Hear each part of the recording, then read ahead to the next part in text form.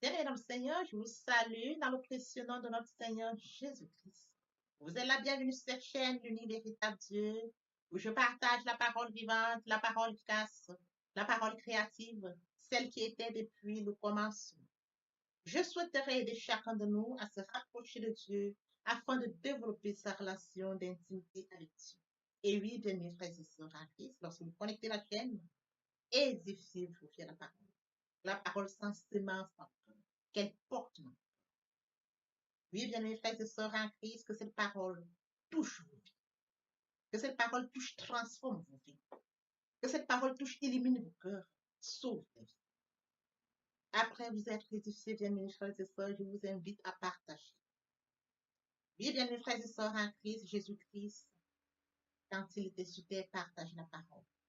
Il partait d'un point à l'autre. De nos jours, bien mes frères et sœurs en Christ, via les réseaux sociaux, nous n'avons pas besoin de nous déplacer, mais nous pouvons utiliser ce moyen pour partager la parole, toucher plusieurs aux esprits. Bien-aimés frères et sœurs en Christ, via votre canal, en partageant la parole de Dieu, vous allez toucher et transformer les vies. Via votre canal, en partageant la parole de Dieu, vous allez toucher et transformer les vies. Via votre canal, en partageant la parole de Dieu, vous allez toucher, illuminer les cœurs, sauver les vies. Voyez-vous, bien mes frères et sœurs en Christ, de la sorte, il n'y aurait pas seulement plus de joie pour un seul pécheur. Nous allons inonder le ciel de joie et encore de joie. Je vous invite bien évidemment à vous abonner.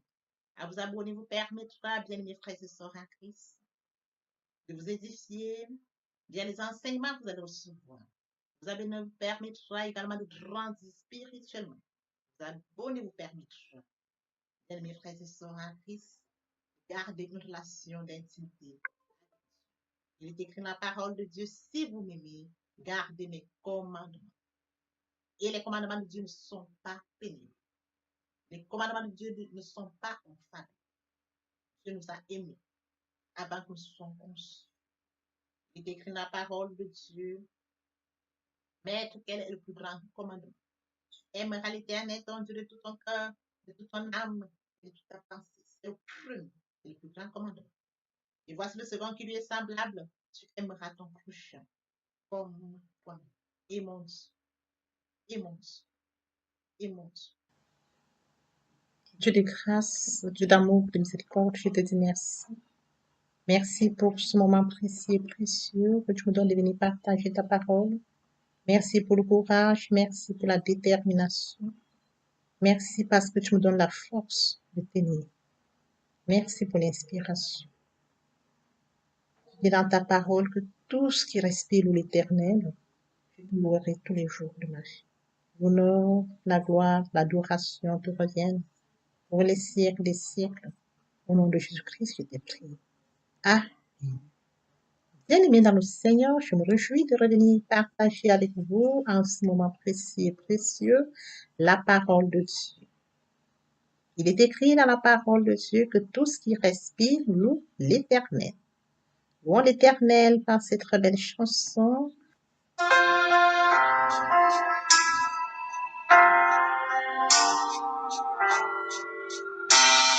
Ne crains rien, je t'aime, je suis avec toi. Promesse suprême qui soutient ma foi. La sombre vallée et n'a plus de terreur. L'âme consolée, je marche avec mon sauveur. Non, non, non, non, jamais tout seul. Non, jamais tout seul. Jésus mon sauveur me garde, jamais ne me laisse seul. Non, non, non, non, jamais tout seul. Non, jamais tout seul. Jésus mon sauveur me garde, je ne suis jamais tout seul. L'aube matinière ne lui qu'au bonjour. Jésus, ma lumière, m'éclaire toujours. Quand je perds de vue l'astre Dieu, à travers la nuit, Jésus me montre les cieux. Non, non, non, non, jamais tout seul. Non, non, jamais tout seul. Jésus, mon sauveur, me garde. Jamais ne me laisse seul. Non, non, non, non, jamais tout seul. Non, jamais tout seul. Jésus, mon sauveur, me garde. Je ne suis jamais tout seul. Les dangers accourent sur l'inconnu. De près il m'entoure et plus près est Jésus. Qui dans le voyage me redit c'est moi. Ne crains rien, courage, je suis toujours avec toi. Non, non, jamais tout seul, jamais tout seul. Jésus, mon sauveur, me garde, jamais ne me laisse seul. Non, non, non, non, jamais tout seul. Non, jamais tout seul. Jésus, mon sauveur, me garde, je ne suis jamais tout seul. Jésus, mon sauveur, me garde, je ne suis jamais tout seul. Jésus, mon sauveur, me garde, je ne suis jamais tout seul.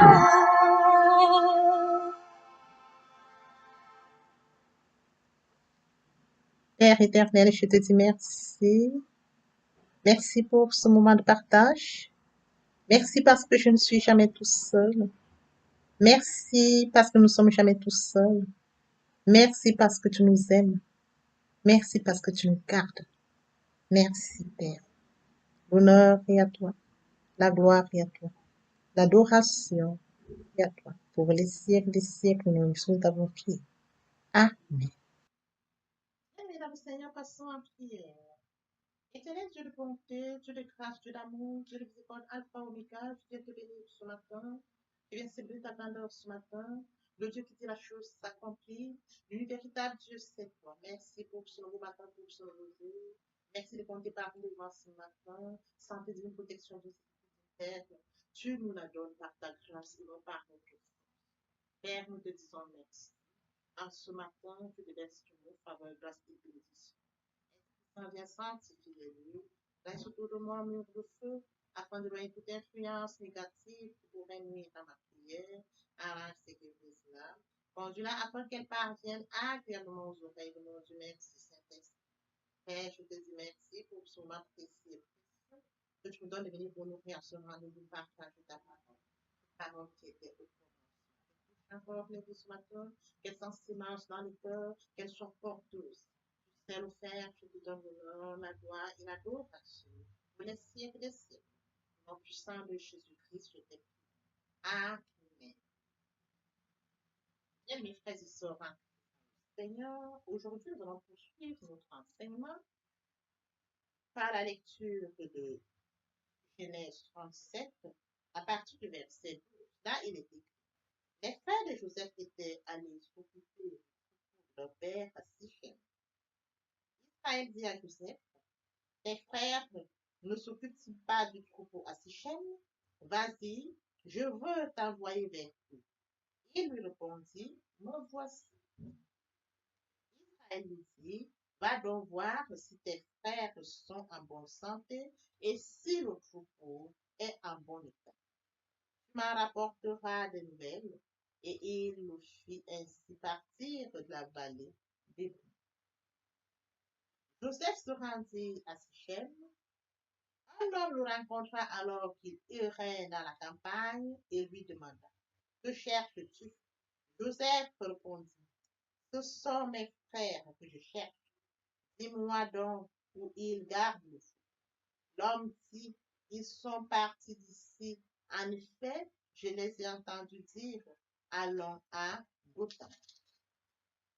Joseph partit sur les traces de ses frères et il les trouva à Dothan. Ils le virent de loin, et avant qu'il ne soit près d'eux, ils complotèrent de le faire mourir. Ils se dirent l'un à l'autre, voici le revers qui arrive, allons-y maintenant, tuons-le, jetons-le dans une des citernes, nous dirons qu'une bête féroce l'a dévoré, et nous verrons ce que deviendra ses rêves. Ruben entendit cela, et il le délivra de leur main. Il dit, n'attendons pas à ça. Il leur dit encore, ne versez pas le sang, jetez-le dans la citerne qui est dans le désert, et ne portez pas la main contre lui.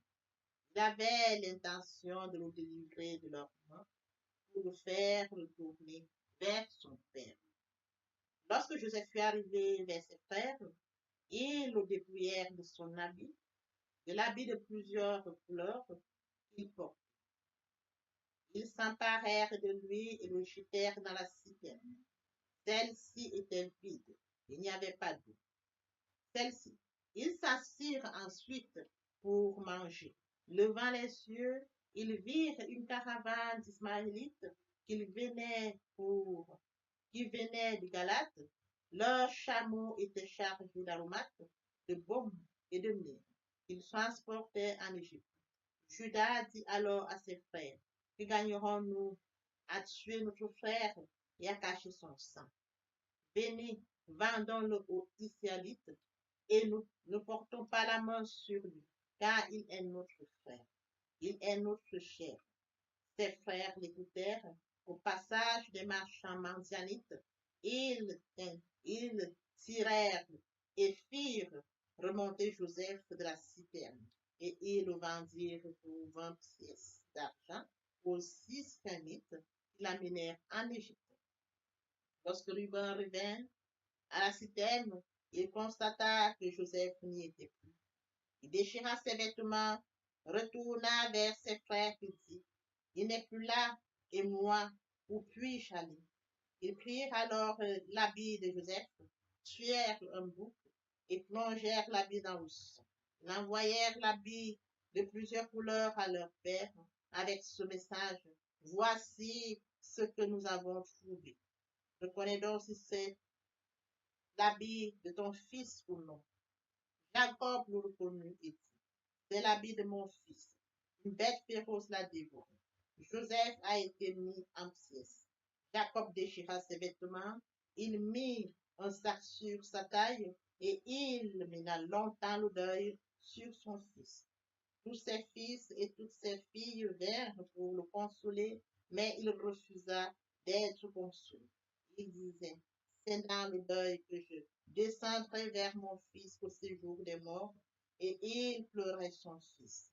Quant aux Mandianites, ils vendirent Joseph en Égypte à Potiphar, un officier du pharaon qui était chef de garde. Aujourd'hui, frères et sœurs en Christ, nous allons partager notre enseignement. Qui es-tu? Qui suis-je? Qui sommes-nous?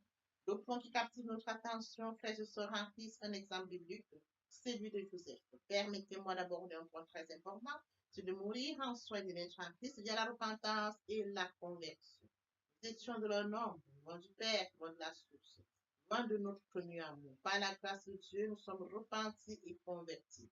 Qu'en est-il au prochain? Oui, frères et sœurs en Christ, tu aimeras l'Éternel ton Dieu de tout ton cœur, de toute ton âme, de toute ta pensée, c'est le premier et le plus grand commandement. Et voici le second qui lui est semblable, tu aimeras ton prochain comme toi-même. Il est temps pour nous de manifester l'amour de Dieu.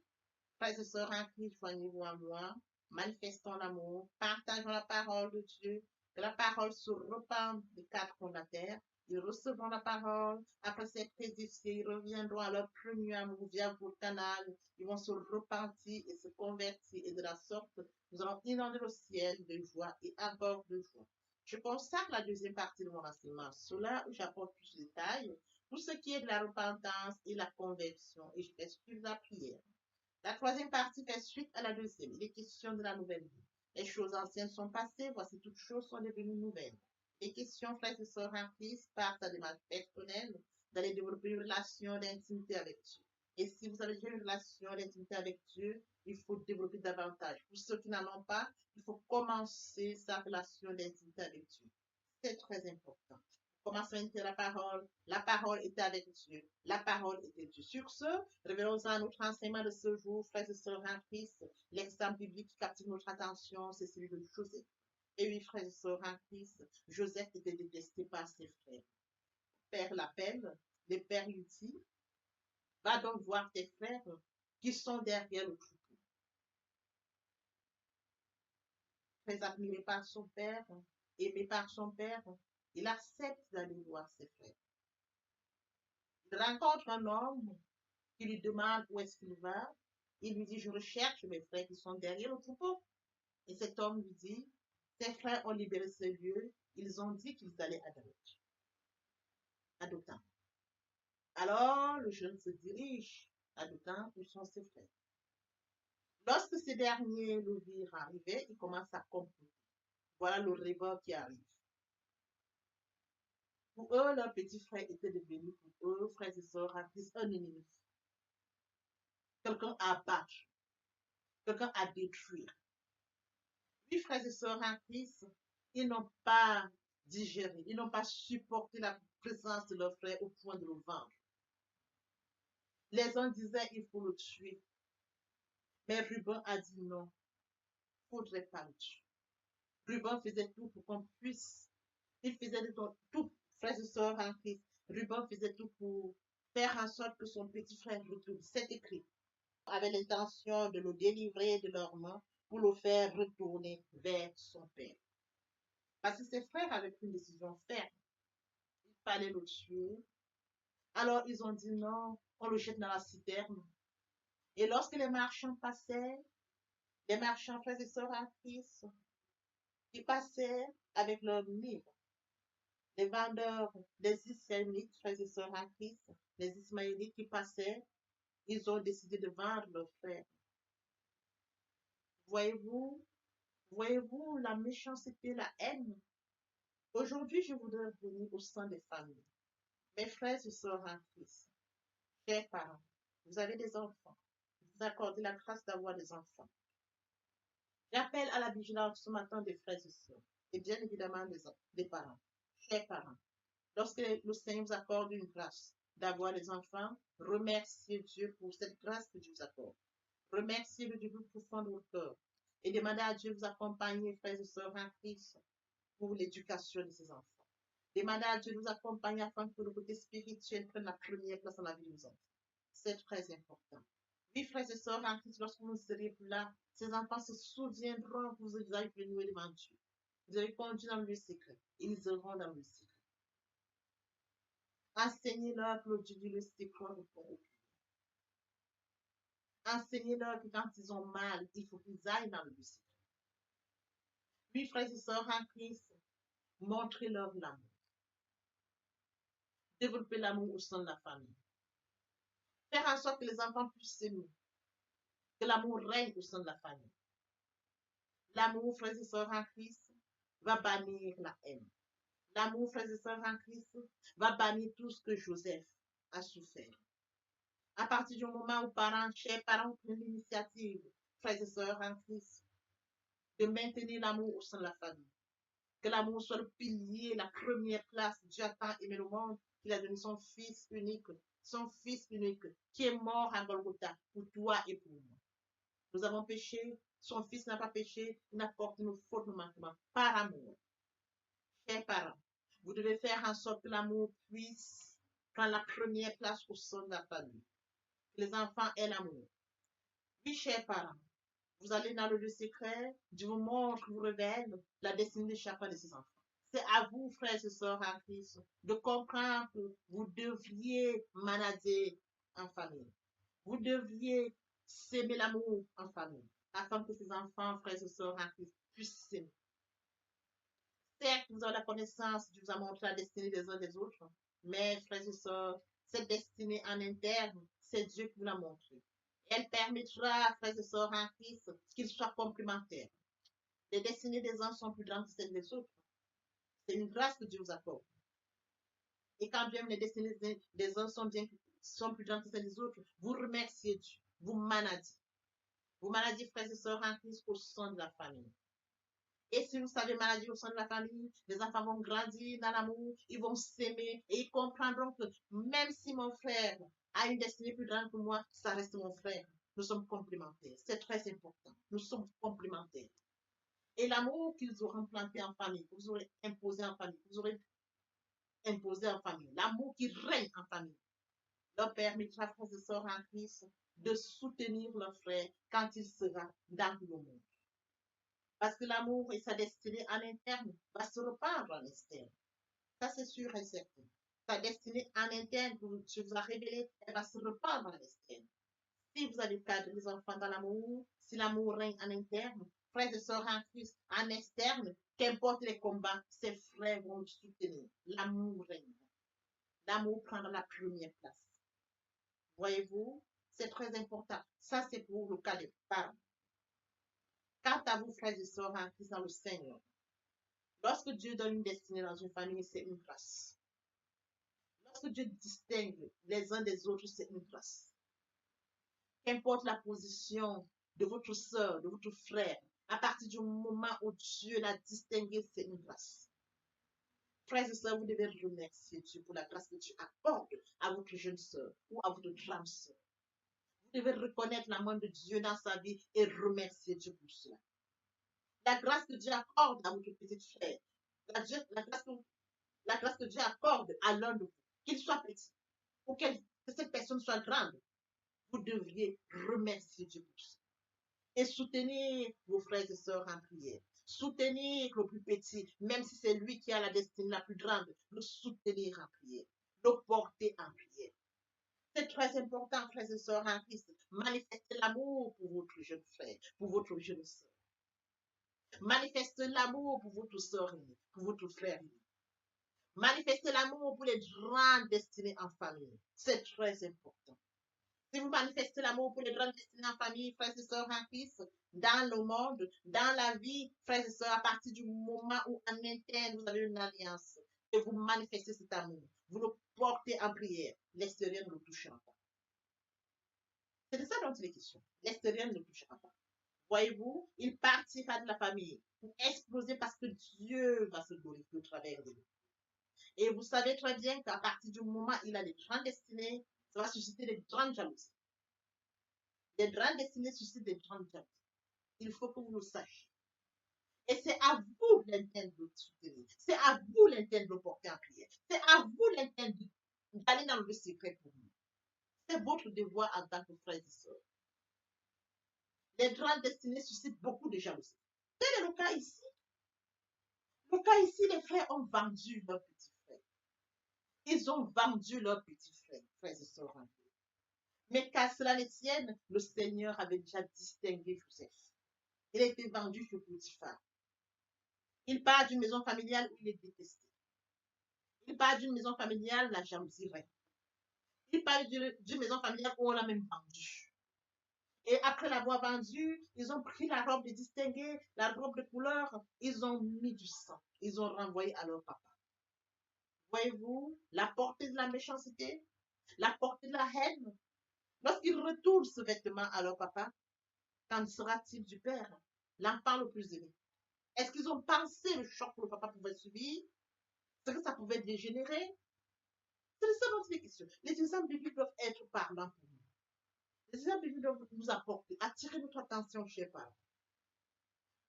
Certains parents, au sein de certaines familles, ce sont les parents qui sont des acteurs de cette mission.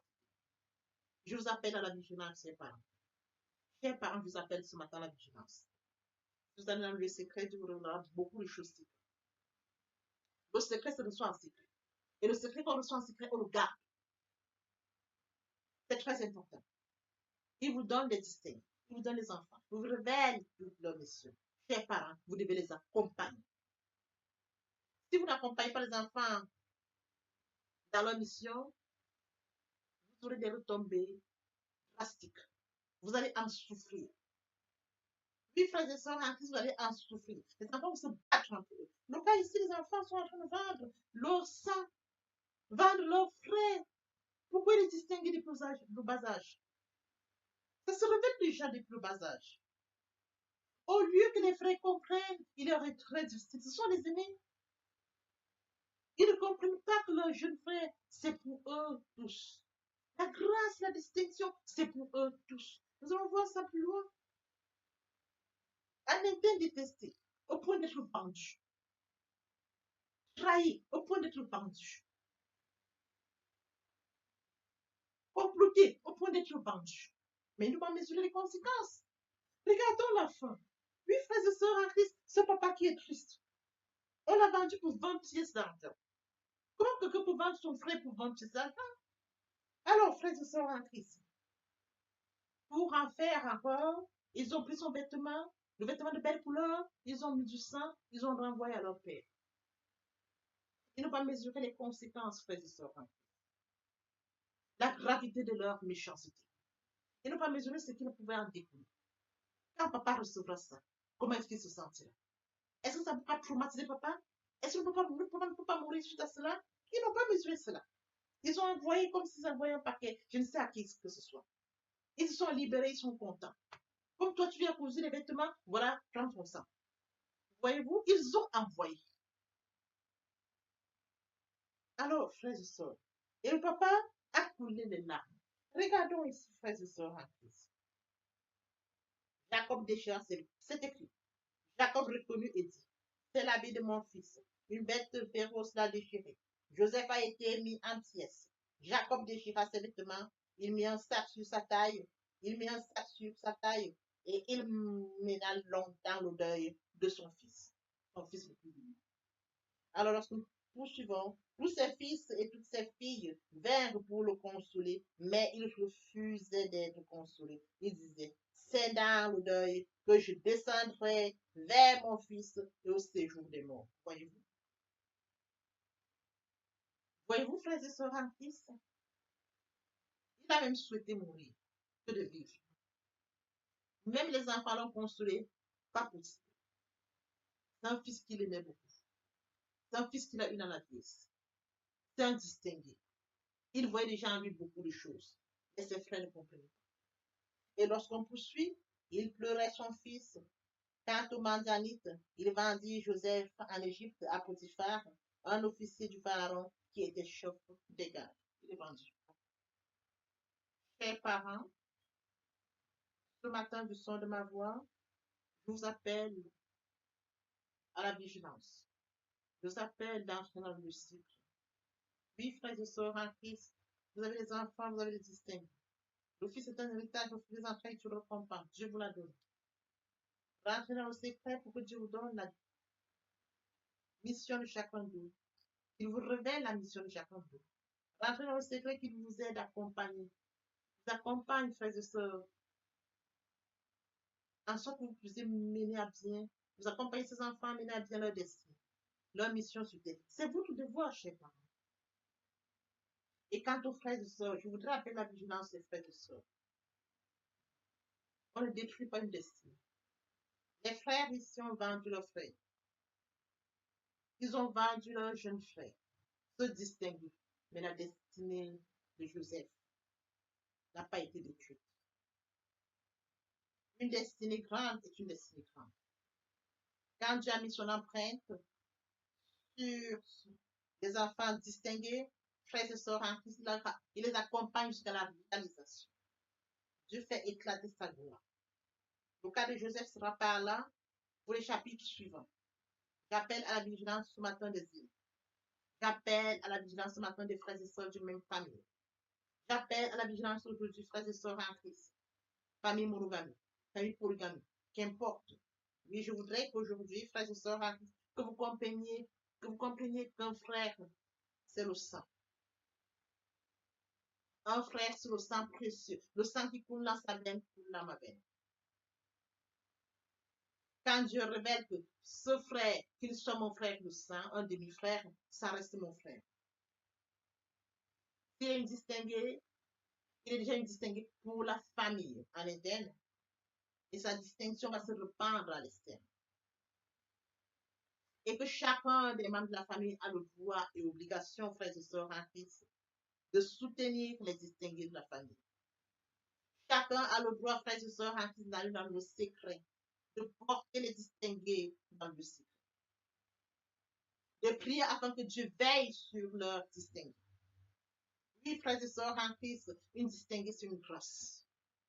Un distingué, c'est une grâce. Dieu l'accorde quand il veut, comme il veut.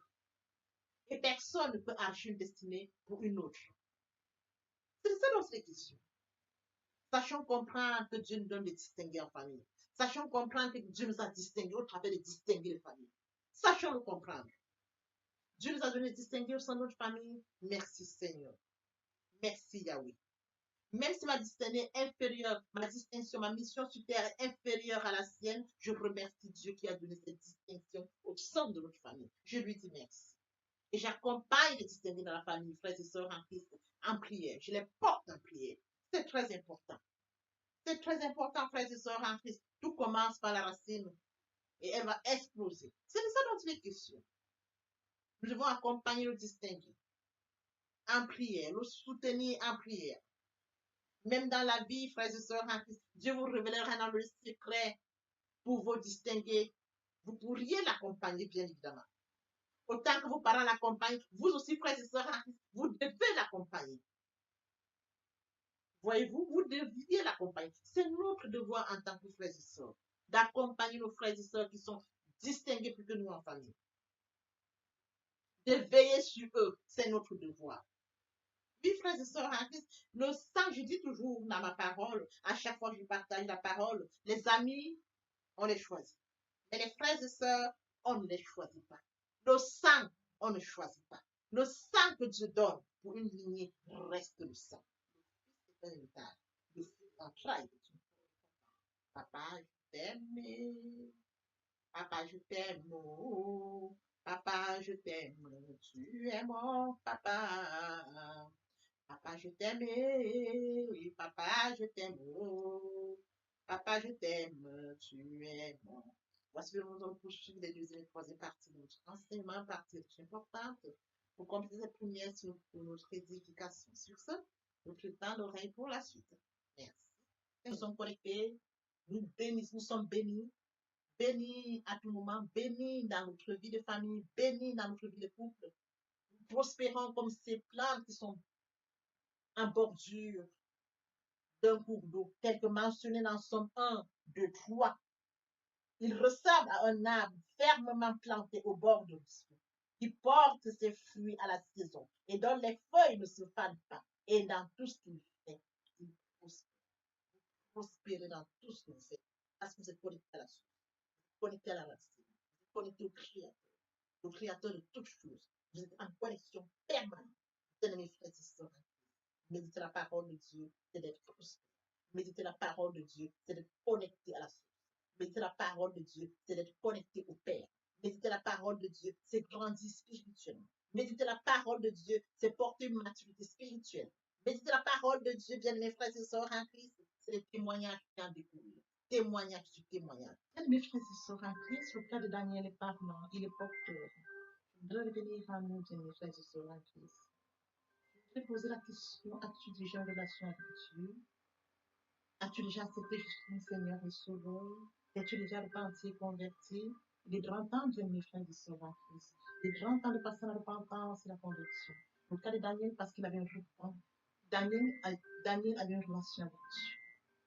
Il était repenti et converti. et développer sa relation d'intimité avec Dieu.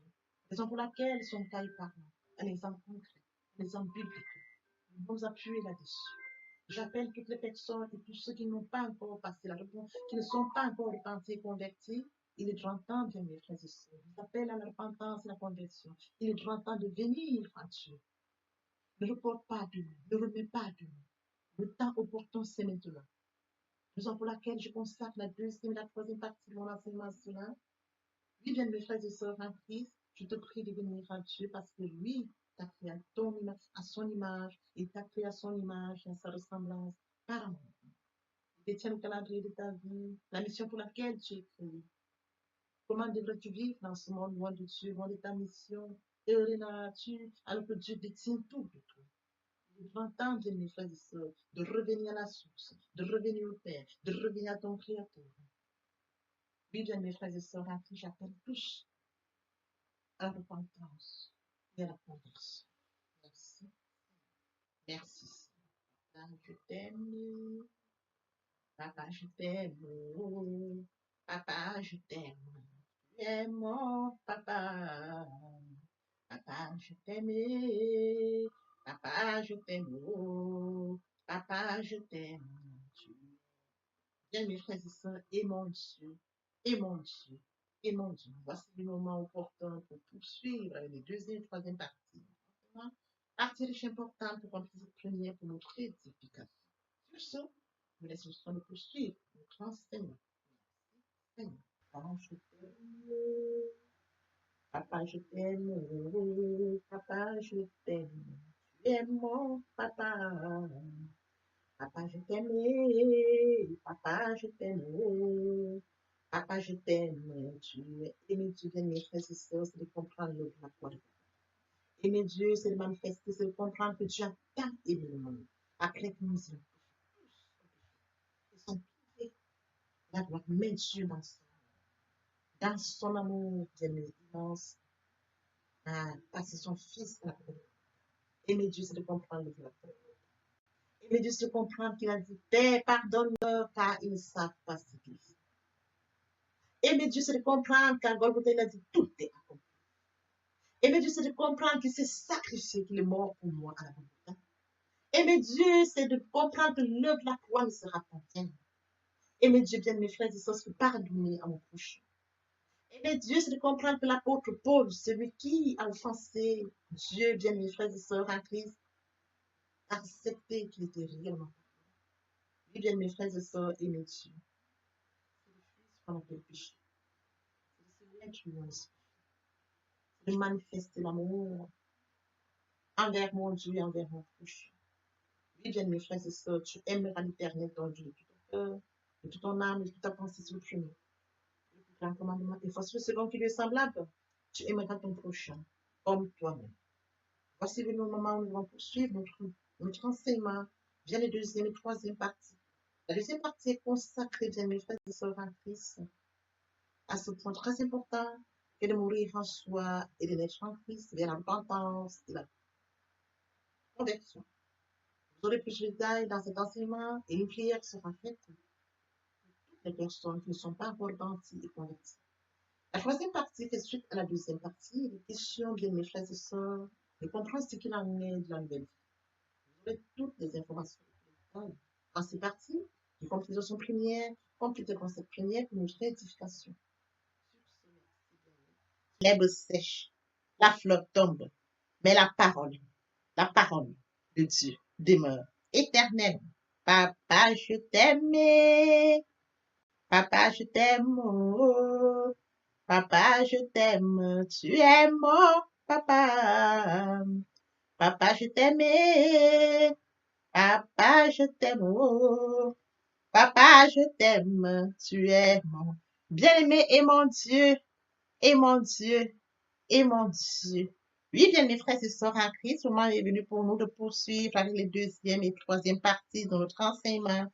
Partie qui vient de compléter cette première pour notre édification. Se repentir, c'est regretter, c'est sans vouloir, c'est pleurer. La repentance est un changement d'attitude, se détourner de son mal pour se tourner vers Dieu. Venez, plaidons, dit le Seigneur, si vos péchés sont comme le cramoisi, ils deviendront blancs comme la neige. S'ils sont comme la poupe, ils deviendront comme la lune. Se convertir, c'est le fait de déplacer le centre de gravité de ma vie ancienne vers mon Dieu. Se convertir, c'est de croire en Jésus-Christ. En un mot, nous pouvons dire que la conversion accompagne la repentance. Lorsque les cœurs se convertissent, le voile est ôté. Or, le Seigneur, c'est l'Esprit. Là où est l'Esprit du Seigneur, là est la liberté.